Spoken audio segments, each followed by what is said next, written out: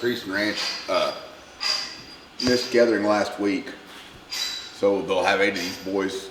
Colb's gonna go film and see what a wreck looks like. Hey, old puppy. What kind of a mutt's this one?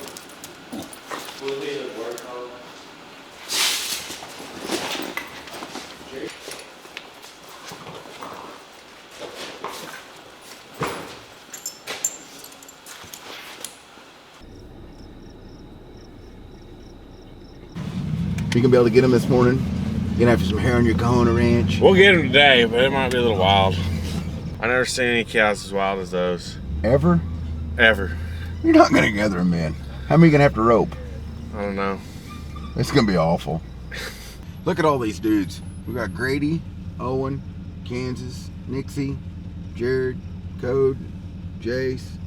We got some help. John and Peanut just pulled up. The sale don't just start at the sale barn. It starts several days before. Today's Friday. There's 103 or 15 pairs out here. They tried to gather last week and they missed. So we're out here. We started about 4, I think, or 4:30. We're here at 6. We got 10 or 11 cowboys who are fixing to try to gather these. It's fixing to be really good. And by the way, when you see these boys riding, nobody has help like this. Nobody. All right, the boys run load and they get ready to rumble. 14 years old, making a hand like a man. Golly, Creasing looks like 2 tall Ed Jones on a horse. Looks like he's riding a Shetland. Mark Pearson right there, he lives at Spearman, Texas. That's his nephew. He's a professional cutting horse trainer. Really handy on a horse. That's John's buddies. John's got a shit ton of friends. Quite a guy. I think we've got 14 cowboys now.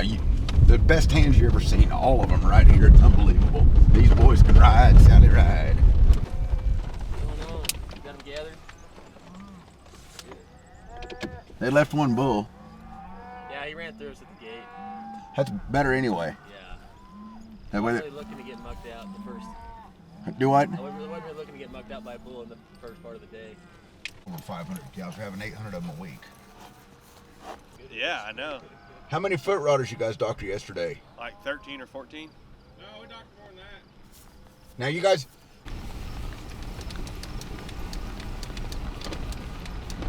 John Creasing knows stock better than anybody in the nation. He's so smart. Everything he has is good.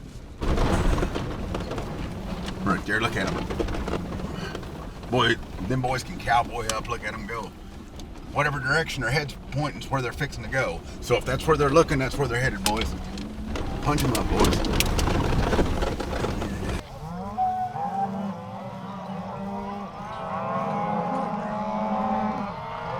They're stripping the cows off horseback here. It's way better than doing it on foot, way faster. But it may not look like too difficult, but this is not a farmer organization. These guys are cowboys. He's getting out of here. They split the calves off because you can't haul them together. The calves will get trumped in the trailer. They've got to be loaded separate. Even if they're going to the same place, any time you load them, you should separate them. It's just too hard on the calves. Think of that big? Oh, maybe not.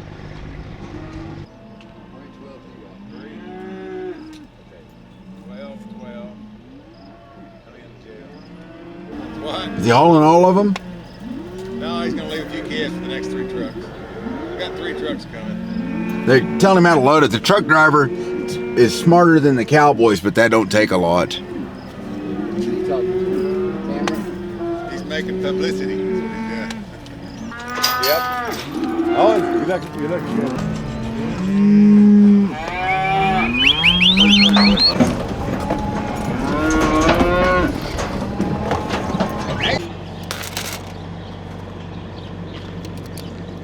Is it John's? Yeah. Okay.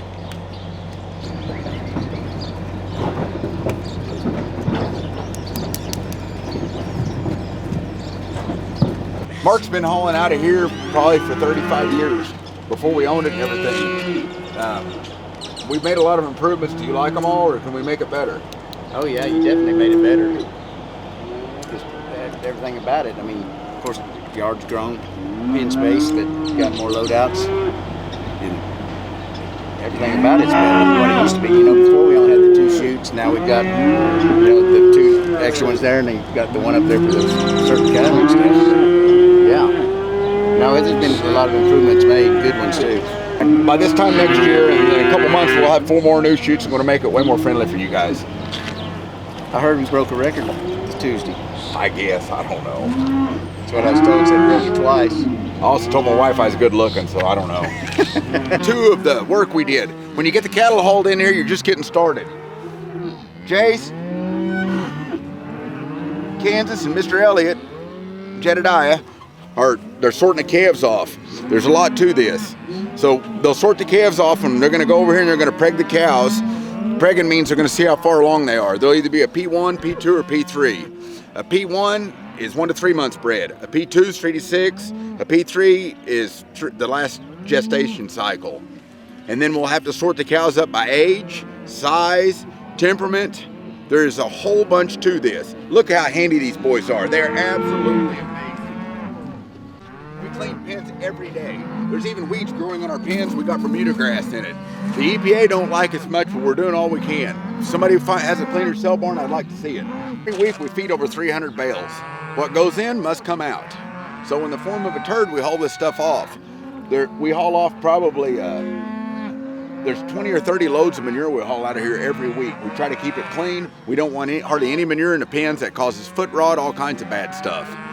The place has got to be clean. And appearance means everything. If somebody comes here and your place is dirty and everybody's all shaggy looking like me, we're probably not coming back. But we got to keep it clean and take care of the folks. Here the cows are sorted up. Really nice set of cows. Super fantastic. Little sexy girls are the right size. They are ready to go to work. We're going to turn these into cash in the morning.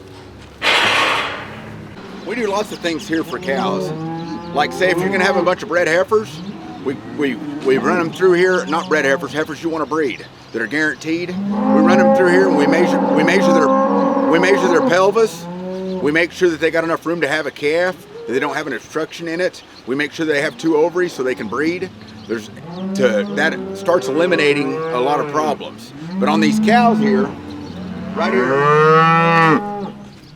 we'll age them. These cows look like to me they're 5, 6, and 7-year-olds, or 6, 7, and 8-year-olds. They're not heifers. We'll age them, preg them, sort them. When we sort them, we're going to sell the 5-year-olds together that are P1s. Like I said, a P1's in the pregnancy. We'll sell the P2s together, and there probably is not going to be any P3s. We got the calves sorted off.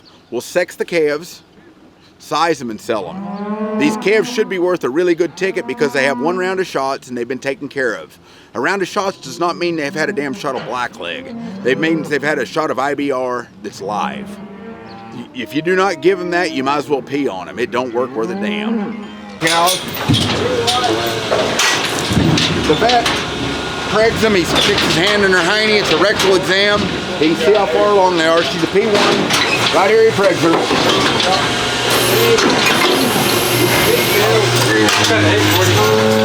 Hello? I've got a tag reader right there. It reads the tag. It'll tell you if they get vaccinated. We back tag the cows so there's no confusion. We have to read the tags when we go through for government inspection. There is a whole lot to this. Old P1. She will be highly marketable.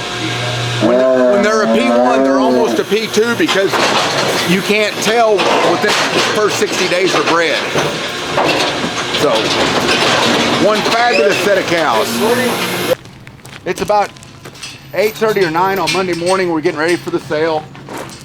The Pews are here. They've got a big ranch down there south of Beaver. They sell here all the time. Guy and Craig. We'll go around here and see the paperwork they do. Trey Thomas, fence builder. He does a lot of work for me. He's not much to look at, but he's got a pretty good personality. Well, maybe not too. Let's go over here and see how they're docking them in. Right here's little Pew. She's a pig showing son of a gun. She's probably going to win OYE. She's as good as it gets. You agree with that? Yeah. That's the boss lady. And right there's Gump. He's He's a mechanic, a male substitute. He just fills in when he needs to. All right, Jason's docking him in. He's counted the cattle. What happens if we have a mistake, Jace? On the If we get the wrong head count or something, what happens? Jerry's pissed. Yeah. And then explain to him what all you do. You ask him questions about if they're bred. Yeah, the IBRs, modified live shot, how many rounds, 8-way, pour on if they're weaned or not. How important is it to make sure that you have all that stuff down to the way the cattle sell? Well, the buyers want to buy them a little more. Yeah, the buyers don't want to buy them. So if we're working for the customer, we've got to make sure this is right every time.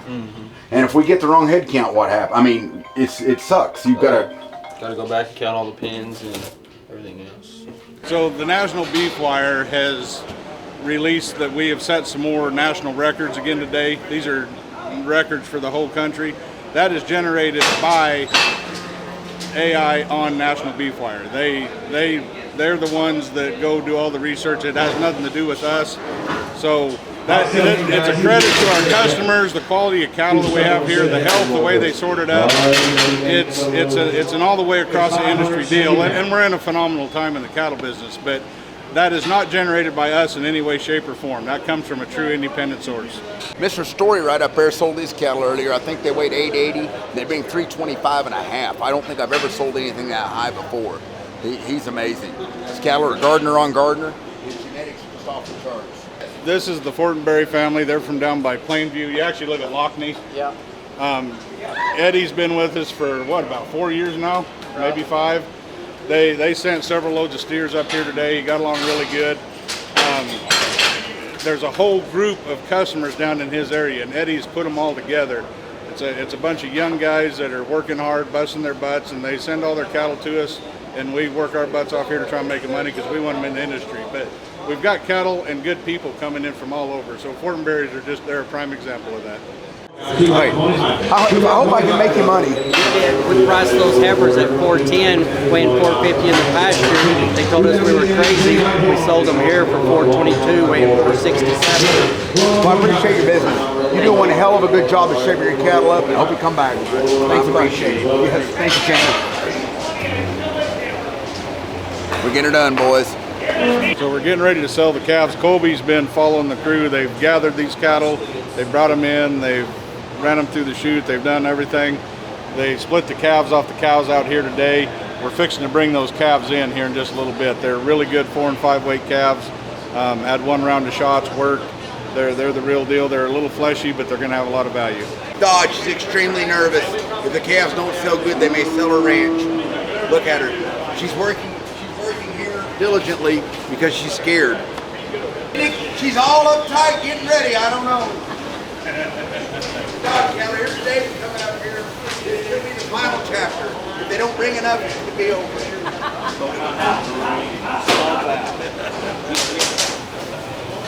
Hell of a set of calves. 1 round of modified live. 1 round of modified live, guys. Heifers in the ring here.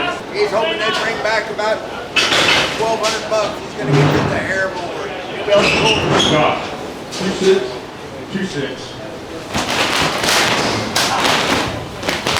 6260, 2.5 high.